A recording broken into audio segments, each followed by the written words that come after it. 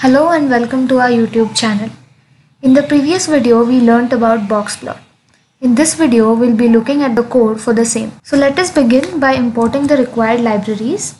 We'll be using NumPy and Pandas as NP and PD respectively for working with arrays and data frames, and Matplotlib and Seaborn as PLT and SNS for our visualizations. So all of us are aware that a box plot is a way of summarizing a set of data measured on an interval scale, and it is often used in explanatory data analysis. This type of graph basically is used to show the shape of the distribution, its central value and its variability. So firstly we'll be plotting a box plot in Pandas. Let us begin. Let us say X is the dummy data frame that we want to create. So pd dot data frame, and then we'll be using np.random.randn function. Now what this function does is it creates an array of specified shape. Here we'll be using 100,3, and it fills it with random values from a standard normal distribution. So for this data frame, we'll be saying columns are say A, B and C. So now these column names can vary as per the requirement. So yeah, let's run it.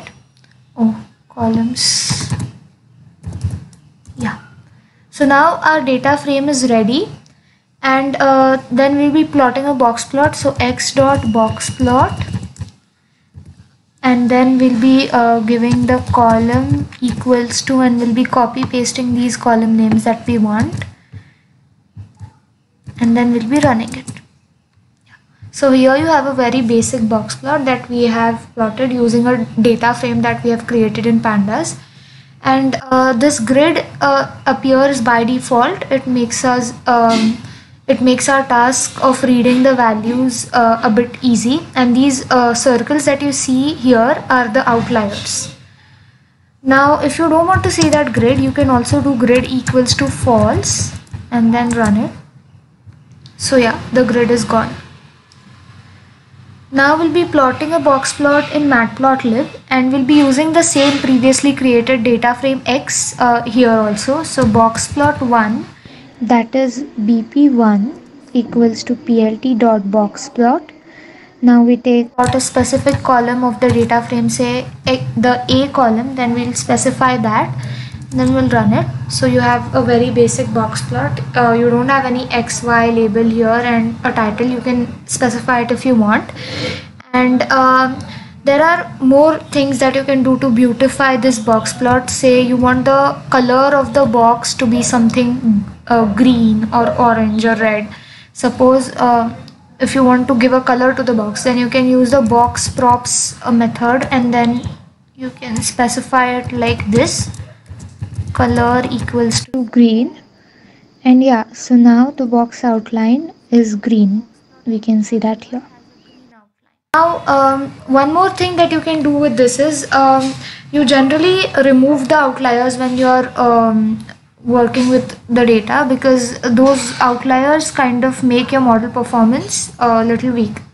So you can visualize the box plot without outliers, and this can be done by specifying show flyers as false, and then you run it. So yeah, the outlier that you had here is gone. Now if you want to plot multiple column box plots, so then you can do it as boxplot2 plt.boxplot. Say you again use np.random.randn. Here we'll be using 100,3. You run it.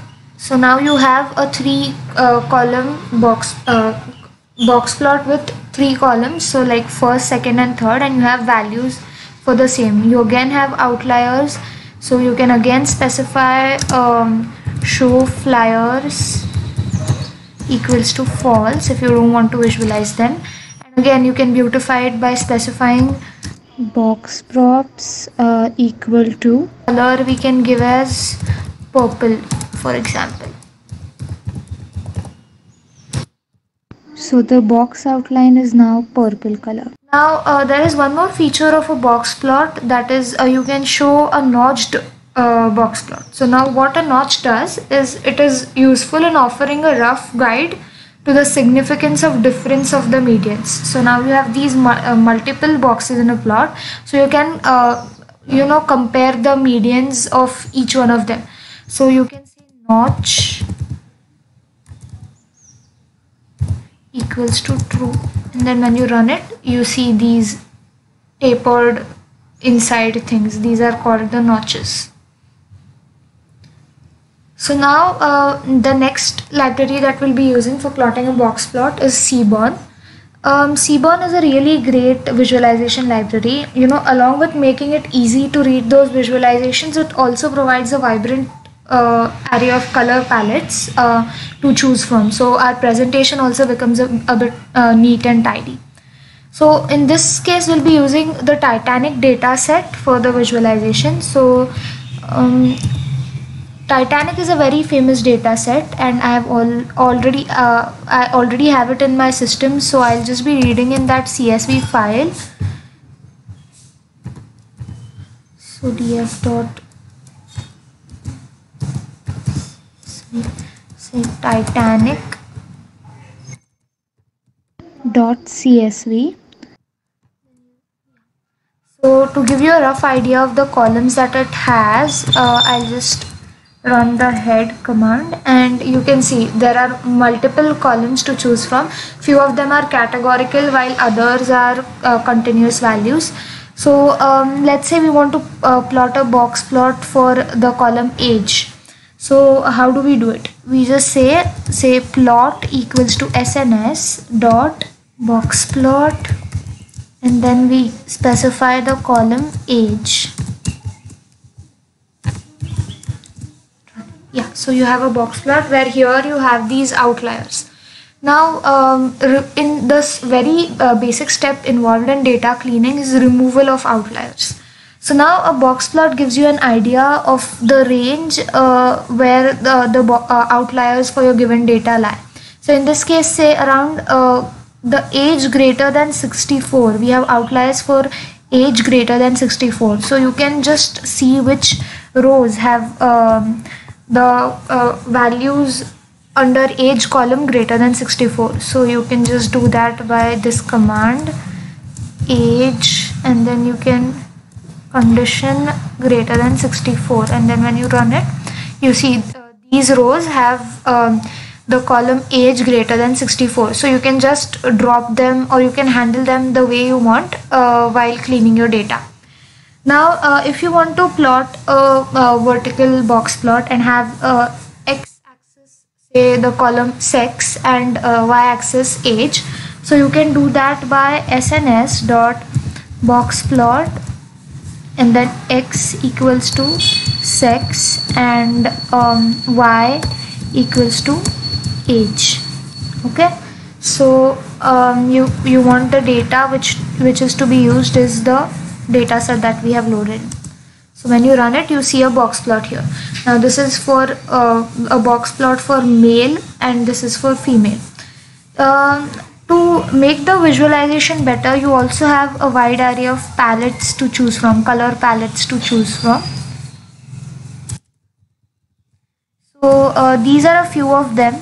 I personally like these, so you can also search on those. There are n number of palettes to choose from. So here we'll be using blues, and when you run it you have the blues palette. Yeah, so here amongst the male category you want a differentiation between out of these male who survived and who didn't. So you want separate box plots for that. So you can do that by specifying u equals to and given the survived column, and then run it.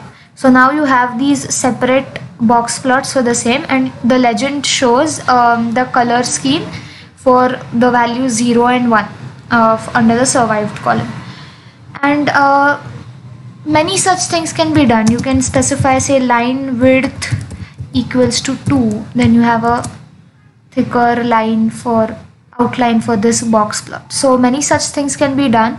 You can experiment on your own. These libraries provide great array of functions to visualize your data better. So this is all for today's video. Stay tuned for more. Thank you.